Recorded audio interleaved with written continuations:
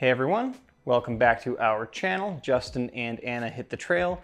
This video has been a long time coming. Today, I'm really excited to talk about a piece of gear that has become a real game changer for me on the trail, and that is of course the Durston Kakwa 55 backpack. I used this pack on my PCT Thru-Hike with Anna last year, and I'm ready to talk about why I think this is one of the best ultralight packs on the market right now. I did not receive this pack for free, didn't get it for review, bought this with my own money early last year, and I just want to give you my honest review and genuine thoughts on it. Although, I would love to test more Durston gear. Hey Dan. Okay, let's get to it. The Kakwa 55 is a 55-liter internal frame pack that weighs about 30 ounces or just under 2 pounds, which is pretty incredible for a fully framed backpack with durable materials.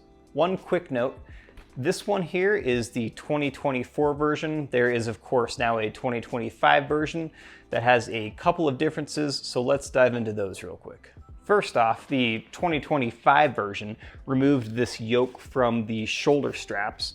They also increased the size of the shoulder pockets and increased the size of the hip belt pockets. They also decreased the weight by about an ounce. The 2024 version here weighs 30.6 ounces in a size medium, and the 2025 version is 29.8 ounces. We'll dive into all the details here in a second, but if there are any other differences that I missed, please let me know in the comments below. All right, let's talk about the design. Let's start with fabric. There are two options with the Kakwa. There's the Ultra 200X, which is what I have right here, and then there is the Ultra Grid. The Ultra 200X is going to be a little tougher and more water resistant, but the Ultra Grid is going to save you some money. The Ultra 200X fabric is tough.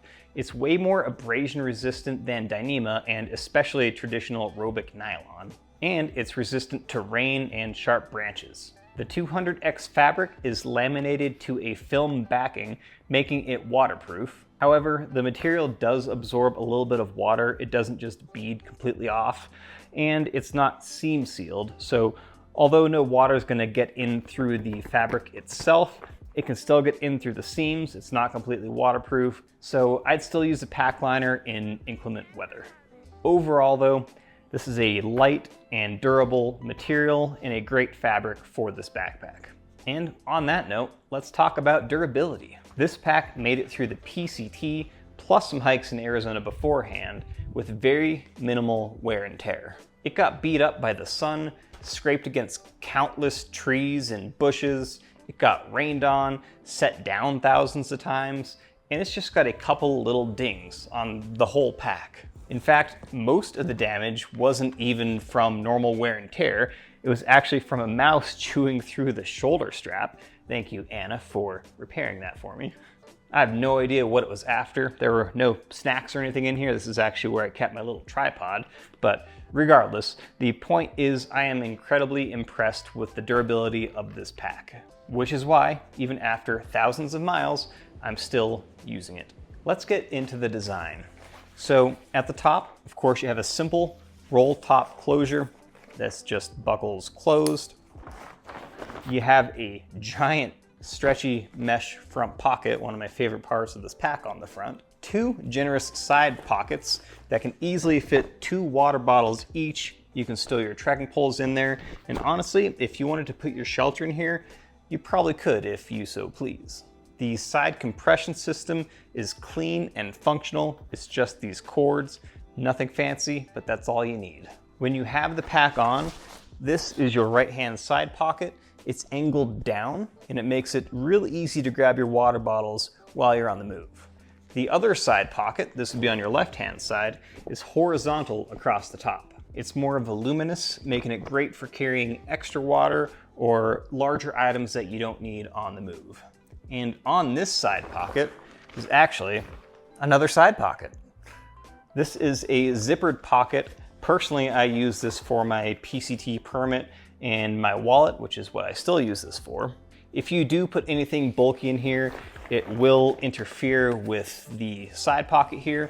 So You can't really put a lot in here if you want to fully utilize the main portion of this pocket, but it's pretty nifty to have this thing. On top of the pack is a Y strap. Personally, I just use this for storing my sit pad or my supplemental sleeping pad, but this is more than big enough to carry a large bear can or some snowshoes or anything like that. Although, even going through the Sierra on the PCT, I was able to fit my BV500 bear can inside the pack, more than enough space, but if you do run out of room, you have the Y strap on top. The hip belt pockets are generously sized, and even more so now on the 2025 version, but plenty of room for snacks. This pocket was big enough to store my standard sized iPhone. The shoulder pockets are nice and stretchy. I will say with the 2024 version, if you put a water bottle in here, it would tend to ride up a little bit, but I think the bigger pockets on the 2025 version would probably fix that problem. As I've already mentioned, the front mesh pocket is huge. I usually use this to store my water filtration system, my first aid kit, my poop kit, but you can fit a lot in here, and this mesh is really durable. The overall capacity of the Kakwa 55 is surprisingly more than 55 liters, and this is split between the main compartment of the backpack and the external pockets. The internal volume varies a little bit by size, but for the size medium, it's 46 liters, and amongst the external pockets is another 15 liters of storage. Maybe the original version was 55 liters total. Maybe someone knows and can drop that in the comments below. But regardless, there is more than enough capacity in here for any sized adventure. Now let's talk about something that's really important for backpacks. How comfortable is it, and how well does it carry? Now, what really impressed me is how well this carries weight. The Kakwa 55 uses an innovative inverted U-frame. It goes across the top and down the sides, and it connects to the hip belts, and that's with a hollow aluminum frame. And let me tell you, it punches way above its class in terms of its carrying capability. During a dry stretch of the PCT, we had a really long water carry, and Anna was having some foot problems, so I carried some extra water for her also. And I think I had about 7 liters of water on top of like 5 days of food and all of the gear. And this thing probably weighed just over 40 pounds, somewhere around there. How you feeling? This Durston Kakwa is amazing, but it's still almost 40 pounds. At least 40 pounds. And with any backpack, you're gonna notice 40 pounds, but it surprised me how well this handled that much weight. I've used ultralight packs before. I'm not gonna name any other brands, but they did not compare to how well this thing carries. Fortunately, most of the time on the PCT, my pack weight was not 40 pounds. It was probably in the mid-low 20s, somewhere in that range. And I'd say over the course of the whole trail, it carried comfortably the entire time. It transfers the weight really well to the hips with that inverted U-frame, and because it has that horizontal support, its lateral stability is really good and it's noticeable. The hip belt is supportive without being too bulky.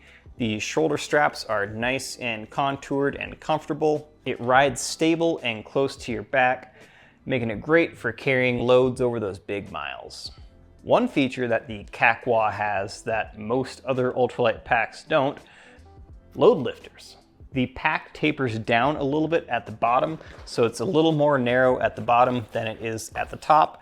This makes the load ride up a little bit higher, and because of that, you have some extra room up here above your shoulder straps with that support from the frame, which makes these load lifters really effective.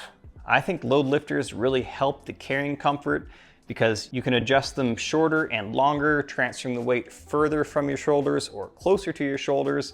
So it depends on your preference, but having this feature, I think, really helps make the pack even more comfortable. One aspect of the shoulder straps that I really like is actually how wide they are. They're not overly cushioned, but the width of the shoulder straps distributes the weight really well across your shoulders, and I never even noticed any pressure points, even with heavy loads. Again, this is a comfortable backpack. All right, let's quickly touch on price. The Kakwa is a fantastic value for an ultralight pack of this quality. For the Ultra 200X fabric, It's $260 US. But if you want the Ultra Grid, you can save yourself 60 bucks. It's only $199. Even for the $260 price tag of the 200X fabric, if you compare that to some other ultralight packs out there, say maybe Z packs or Hyperlight, this is $100 cheaper, and in my opinion, this is the nicer backpack. So everything seems pretty fantastic about this pack, so are there any negatives? And I suppose there are, but they're pretty minor. If you're a fan of color, you might be disappointed to hear that it comes in one color, gray. Although, if you do get the Ultra Grid fabric, you do have one more color, light gray. Maybe you're used to a fancy mesh back panel. Well, you're not gonna get that with the Kakwa. It's just the fabric. But your back is going to sweat no matter what you have going on the back panel, and it never bothered me at all. Speaking of the back of the backpack, the frame is just that. It is just a frame. It has no support in the center of the backpack. Although there is some extra padding or some extra cushion along the back here, but you do have to be a little bit careful how you pack things. You don't want to put anything too rigid right up against your back.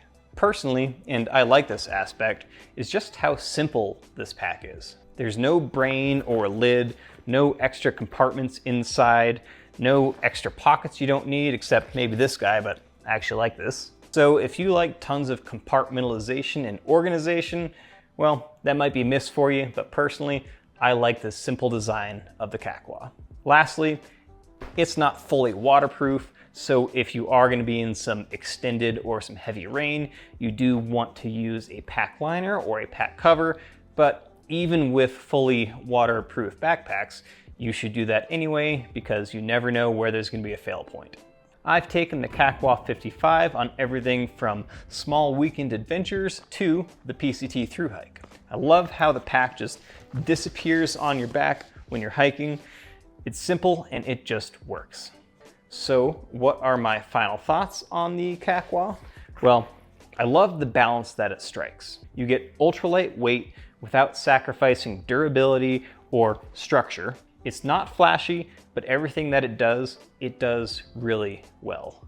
So final verdict, the Kakwa 55 is one of the best backpacks I've ever used. It nails the balance between weight, comfort, and functionality. And if you're looking for a pack that can go the distance without weighing you down, you should definitely consider this.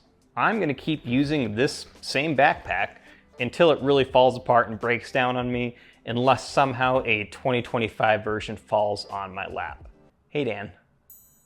Well, that is going to do it.